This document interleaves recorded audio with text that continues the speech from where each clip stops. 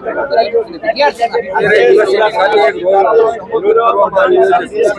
કરીને સૌરાષ્ટ્ર યુનિવર્સિટી હોય કે ગુજરાતની તમામ સરકારી યુનિવર્સિટી હોય, આ તમામ યુનિવર્સિટીના વિદ્યાર્થીઓ આજે હેરાન પરેશાન છે। વિકાસ લાવી અને આ વિદ્યાર્થીઓને એડમિશનથી વંચિત રાખવામાં આવે છે, વિદ્યાર્થીઓને ડરાવવામાં આવે છે કે તમે પ્રાઇવેટ યુનિવર્સિટીમાં એડમિશન લઈ લો, બાકી તમને સરકારી યુનિવર્સિટીમાં એડમિશન મળશે નહીં। માત્ર ને માત્ર ડરનો માહોલ ઉભો કરવા સૌરાષ્ટ્ર યુનિવર્સિટી અને આ ભારતીય જનતા પાર્ટી સરકાર કામ કરી રહી છે।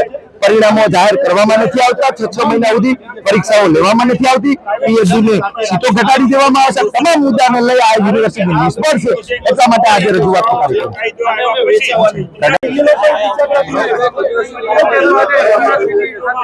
જે રીતે સૌરાષ્ટ્ર યુનિવર્સિટી ખાતે આજે સમગ્ર સૌરાષ્ટ્રની સાથે રાજકોટની પણ ઘણા બધા લોકો જ્યારે ઉપસ્થિત છે, ત્યારે અમારા જે મુદ્દાઓ છે તે એ છે કે યુનિવર્સિટીમાં ખાનગી કોલેજના અધ્યાપકો હોય અથવા તો કોઈ પણ અધ્યાપકો હોય એને પીએચડી ની ગાઈડશીપ આપવાનું યુનિવર્સિટીએ બંધ કર્યું।